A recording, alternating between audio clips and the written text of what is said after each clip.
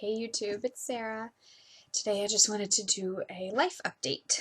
I think Taylor's finally sleeping, and I wish I was. I really debated going and taking a nap today when she did, but I decided that I needed to get stuff done instead, and I wanted to make a new video for you guys. So, that said, life is crazy. I'm 1,000% exhausted every day. Taylor is 2.5. She'll be 3 in July. And for whatever reason, the last month, she has decided she no longer needs to sleep. That means I'm the one up with her.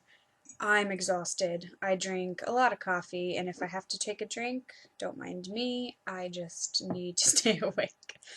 Um, so it started, like I said, about a month ago, maybe like 5 weeks ago.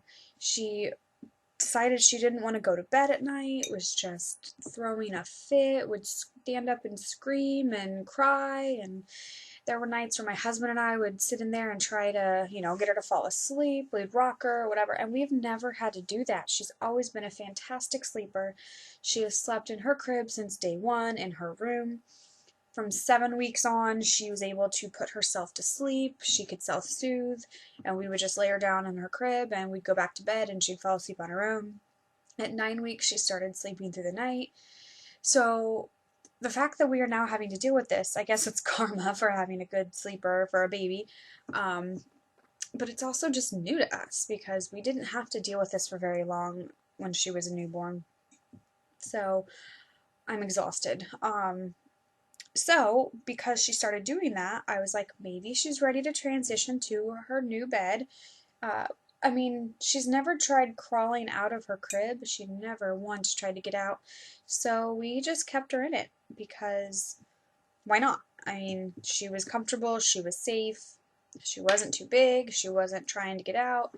So we did that. But I did want to get her into a big girl bed by the time she was 3. So for Christmas, we actually purchased bedding and everything for her new bed, and we figured over the next few months we'd probably think about it.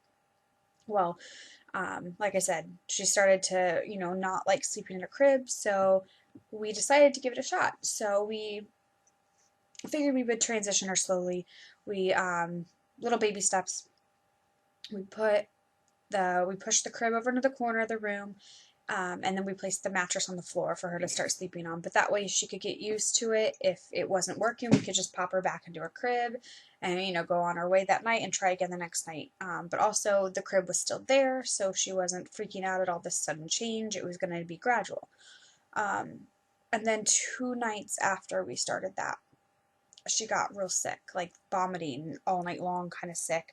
So for the whole time she was sick, we put her back in her crib because that's what she wanted. She didn't want her new bed. And I get it. You want what, is comfortable for you when you're not feeling well. And I think also she maybe thought that she got sick from that bed just because it happened right at the same time.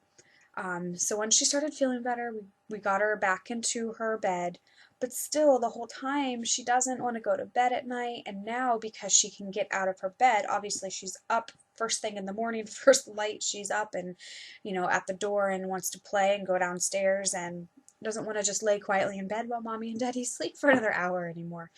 And the new thing she's doing, because let me tell you, I can get used to getting up early and the going to bed late, but she doesn't sleep through the night every night anymore. I literally haven't had to do that since she was 2 months old. So it's really exhausting to have to deal with this again at 2.5. Now we have discovered that we think she's afraid of the dark. So I have like a Scentsy warmer, and I put that in her room, and it creates just a tiny bit of light, and that seems to be okay. We did get a lamp as well, with like a black light in it, just so again it's not a lot of light, and every once in a while we'll turn that on for it. But she doesn't always want that, so I don't know. I'm not sure what she's thinking. The other thing is she used to sleep with a sound machine every night. About 2 or 3 weeks ago, she went to bed no problem, which was shocking. I thought things were getting better, and then it was middle of a thunderstorm. within 5 minutes of her going to bed. Down the street from us, a bunch of power lines got knocked down, and we lost power for literally only 5 minutes, but apparently it was enough, and it scared her so bad that, I mean, she was like freaking out because all the power was out, and I went up and got her, and I was lighting candles and everything, and then by the time I got one candle lit, the lights came back on. But ever since then, she will not let us use that sound machine. She's terrified. She cries if I try to turn it on and tells me to turn it off. So she doesn't use that anymore. And she doesn't want music, nothing. So I'm okay with her not using it, obviously, but it is kind of hard because now you can hear, it's so quiet in her room that you can hear every little thing in the house. So my husband and I have to be super quiet now, getting ready for bed, or even just sitting downstairs watching TV, because you can hear her in her room. Her room's right above the TV. So, that's been something for us to get used to as well. But so that's kind of where we stand. And she's fighting naps a lot with me too. Like last week, 3 days in a row, I didn't even try to put her down for nap because I had to go to work. I work in the afternoon most days, and I didn't have time to fight with her for 2 hours while I was trying to get ready for work or whatever. But then those nights she passed out right away. Um, I do have her down for a nap right now, and she fought it a little bit. I could hear her playing a little bit, but she is finally asleep and everything because she's been awful quiet. So I'm tired. I've been up since 6 a.m. and used to you would get up like 8:30, 8:45. So that's a big difference for us. It's taking some getting used to for me, that's for sure. So I've been trying to go to bed earlier, which on one hand is nice because I'm tired and it makes it easier to get through the day, obviously, when I'm getting up so much, but it's a bummer because that was like my only me time where I had, time to come into my office and work or to sit and watch my TV shows, because I don't let my daughter watch my TV shows. Like I watch, the Vampire Diaries and The Magicians and, shows like that, and obviously I don't want her watching that. So I have like 4 or 5 weeks worth of stuff on my DVR right now that needs to be watched. So maybe when I'm done with this, I'll go do that. I'll watch an episode of something. But that's where we are. And because she is so tired, I mean, she's tired. She's not sleeping like she used to. Um, and she's 2, so she's got the terrible twos. So her attitude sometimes is extremely trying. She really pushes my buttons. So that's a lot of fun. Um, it's rough. It will get better, I know, but right now I'm exhausted, which makes my fuse even shorter and just want to sleep. But more importantly, that is not the only thing going on in my life. Obviously, I'm still working, still at my job. I love it. I have no plans of, not being there. It's exhausting too because sometimes I'm there until like, 9, 9:30, which when I'm trying to go to bed at 10, that really sucks because A, I don't get to bed that early. B, that means I pretty much come home and go straight to bed and again have zero me time, which is why I used to like it when she would sleep in a little bit because that worked for our schedule. I could, be up till midnight and then get up at 8:45 in the morning, and it was great. I had just gotten used to that. It took me a long time because I used to sleep much later before she came. But now I don't have that luxury. So I'm just rolling with it. But then I also do have some great things coming up. So my favorite thing to do is to travel, as you've probably seen on some of my vlogs. Like I have my Disney vlogs and my Europe vlogs. And if you haven't watched them, go watch them. They're not super exciting yet. Like my Disney vlogs, I forgot my camera. So angry at myself when we went to Disney the end of last year. So it's really just me sitting here talking, hey, this is what you can get done in a day if you really plan and try. And then some pictures I inserted from PhotoPass or my phone. So I don't have video for that, and I'm really bummed. But I do have, I am going to finish those because I've started them. I want to finish them. I think I've completed day 3. So I have, I don't know, three more days, I guess. Excuse me, that I have to discuss. One of them is pretty easy. It's our resort day, but I don't remember if I already talked about that or not. So I'll pick up where I left off. I'll check it out and I'll continue with those. And then I have my London vlogs, which I'm super excited about. So that trip's coming up in less than 9 weeks, which I cannot believe it's already that close. I will not forget my camera for that. That is going to be the number one thing that I check before we leave for the airport. Um, so that, yeah, I'm 62 days, I think. I have my countdown. Let me look. Hold on. 61 days. So yeah, right around 2 months. Actually, it's 2 months from today because I leave May 7th. Okay, so 2 months from today, oh my gosh, I'm going to London. I am like beside myself. I'm so excited. I have been trying to go there since I was 16 years old. So that's about half my life. And I'm finally accomplishing this. Now, I know all it's going to do is give me the travel bug and my wanderlust is going to expand exponentially, but it's a start and I'm thrilled. So, let me know what you want to see on my London vlogs. Like, let me know, do you want to see more like planning, pre-trip vlogs? I do want to do one with like my packing list, and I want to do one with like what's on my carry-on bag, specifically because it is a long flight. I mean, it's not extremely long. Like, there are much longer flights depending on where you're going, but it's, it's 7 hours. So, I definitely want to do videos for that. But if there's anything else you want to know in the like planning stages, let me know.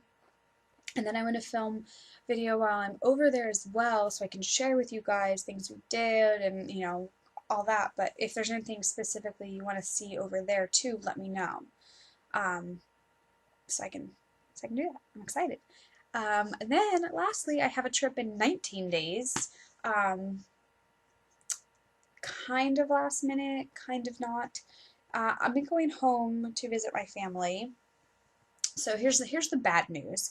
The more negative news, I guess, that I have in my life right now. So at the end of January, my aunt was diagnosed with stage 4 brain cancer.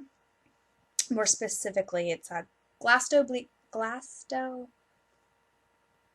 I don't remember what it's called. I can't remember. Blastoglioma. That's it.